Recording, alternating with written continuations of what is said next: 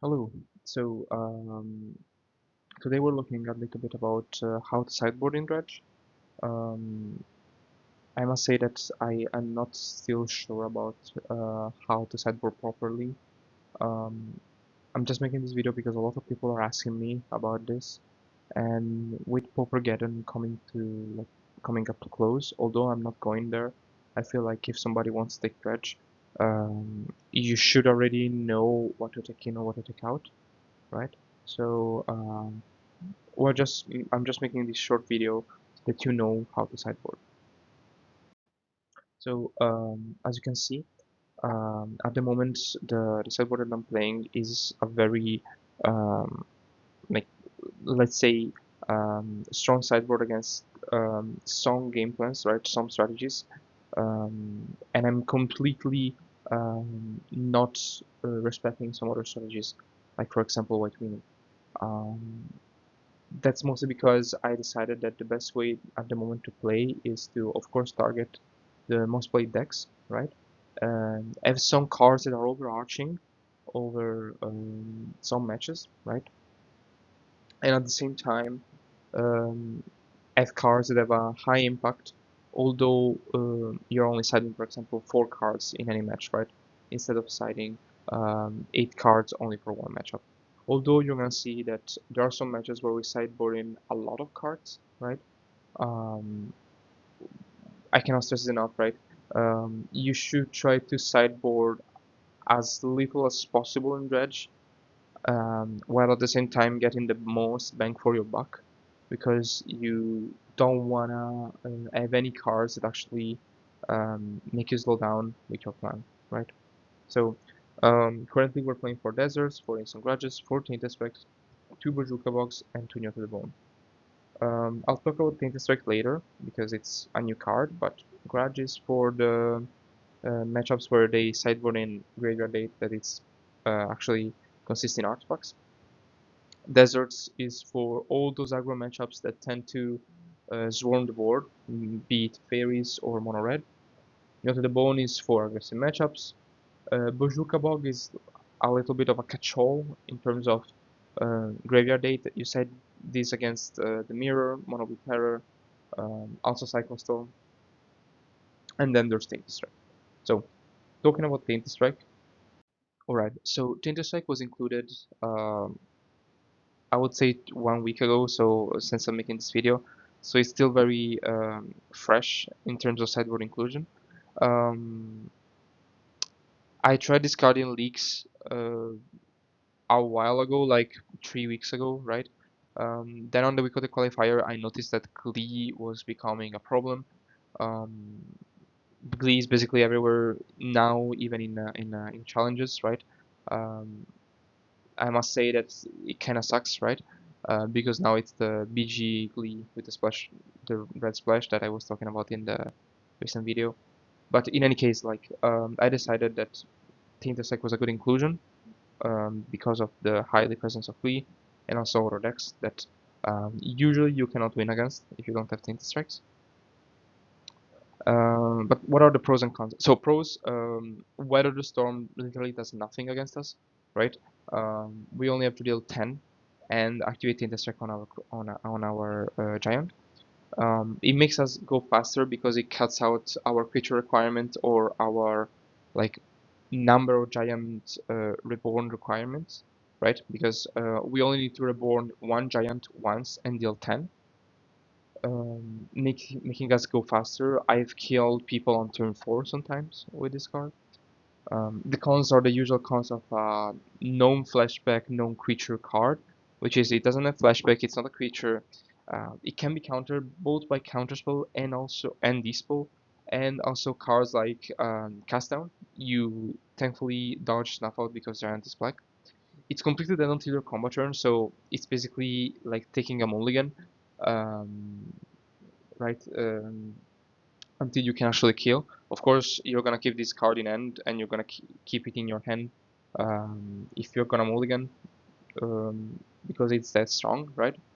And it's dressable. So if the Glee player tries to dress you, they can actually taint the strike, take taint the strike out of your hand. Still, I think it's a strong card. Many Glee players also side out Duress against you, um, because they can actually like Duress your Rare Revelation or Duress your Judge turn, which is not as good as sometimes it's even helping us. But yeah, like Tainted Strike makes you win against a lot of decks, not only Glee, but we're gonna talk about that later once we get into them. So starting with the one like probably the deck that you're gonna face the most, at least in leagues, but also probably at Pauper Geddon, Mono Red. So Mono Red is the matchup becomes considerably worse after sideboarding because they side in 4 relics. What you're gonna sideboard in is 4 deserts, 3 ancient grudges, and 1 to the bone. If you want, usually I side in 3 because sometimes more red players only side in 3 relics, right? But if you see a lot of relics in the first turns, or you see the mono red player mulliganing for relic, it's also wise to sideboard in 4 instant grudges. You took out you're gonna take out 1 more pylon for that. You take out 4 exhume, 1 pylon, 2 giants, and 1 circle of the android. You take out exhume because even if you're born like a fatty, right, a lane cycler or a giant, you're still giving the mono red player a creature, which you don't want to do. You're taking out pylons because you're sideboarding in a lot of lands.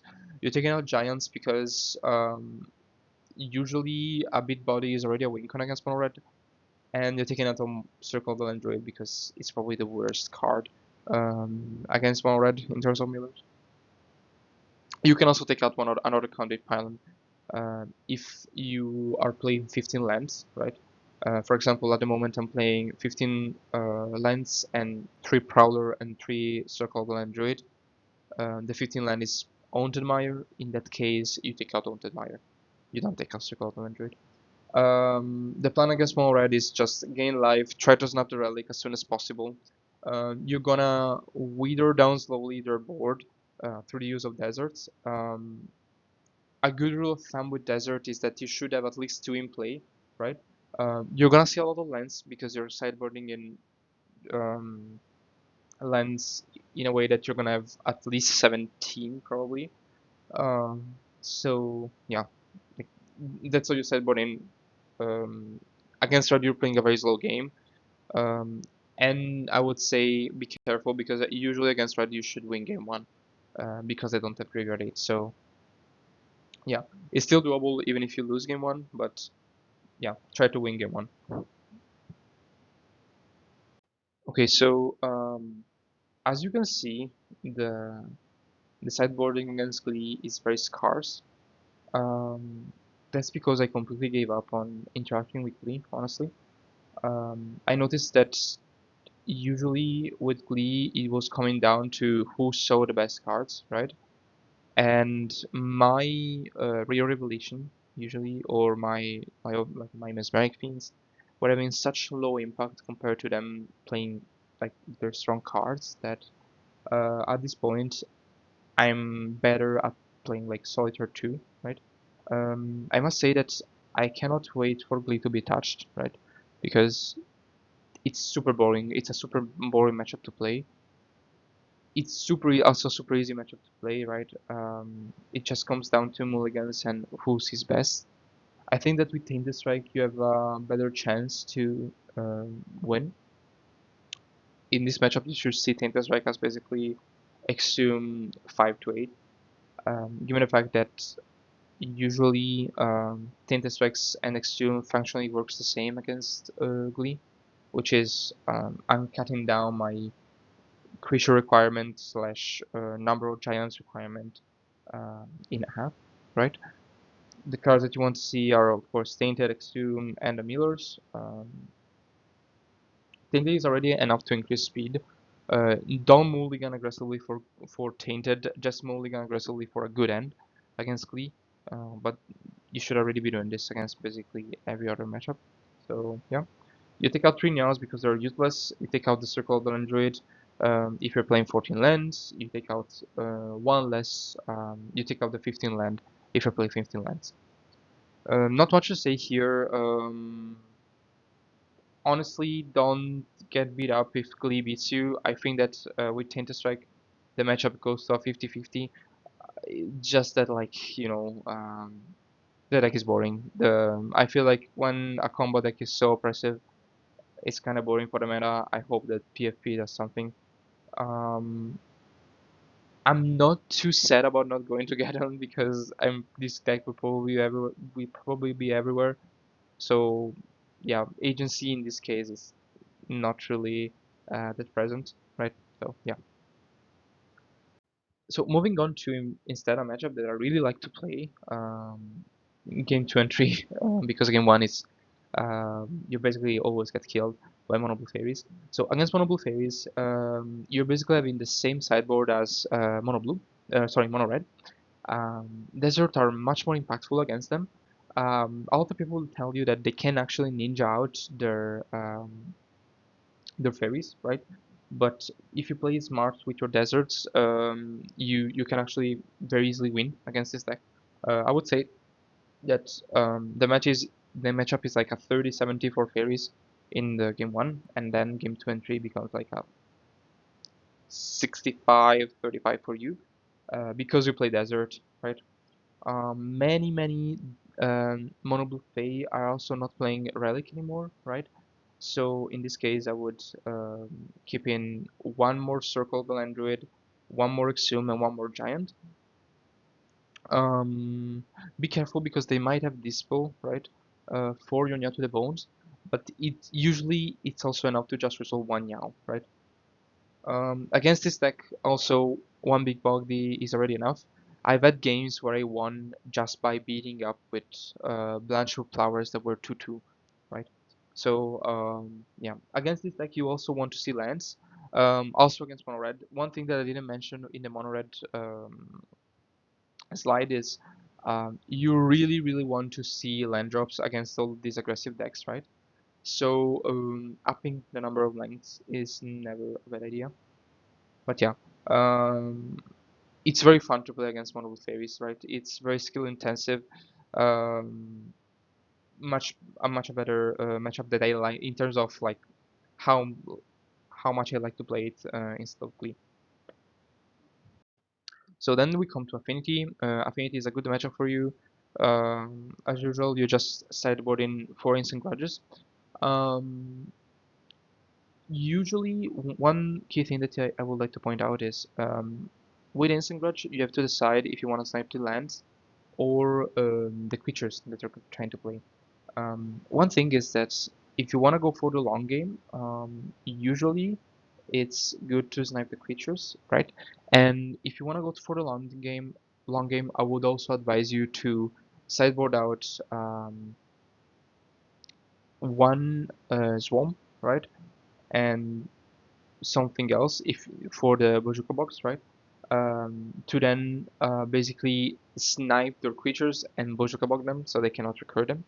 Um, After, if they don't play your Seeker Serpent, especially if Affinity loses their Mirror Enforcers, it's quite hard for them to win against you, right? Um, so yeah, but usually a good sideboarding in is just sideboarding in for grudges. Decide early if you want to snipe the lands or if you want to snipe their creatures. Usually I snipe their creatures, and yeah, very easy matchup. Not much to say.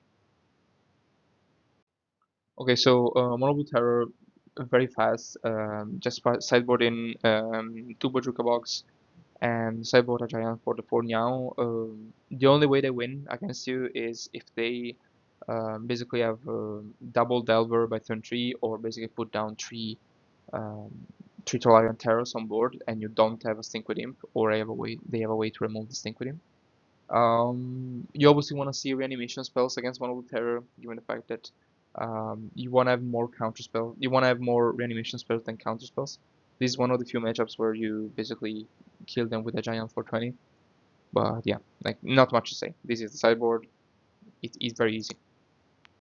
So against Fog, it becomes a very easy matchup if you are able to see Tainted. So you should try to mulligan for it. Um, against Fog, like their main game plan is to gain a lot of life with Weather and then basically mill you out. Um, because you play Tainted, you basically invited this plan, and there's not much they can do outside that. Fog also stopped playing a lot of Graveyard 8, right? Before they were playing Relics. Now, because they basically have to sideboard against Glee, maybe they're playing some number of Nihil Spellbombs. Up to you if you wanna sideboard against Instant Grudges against Spellbombs. I wouldn't do that if they're just two usually. Um, but yeah, against Fog you can, and if you got Tainted in end, you can do this. In general, against Graveyard 8 is you mill yourself only to have like 5 creatures in the graveyard, right? So that basically their relics or their spell bombs do not have any value if they crack it. And then in one turn, basically you go like, I don't know,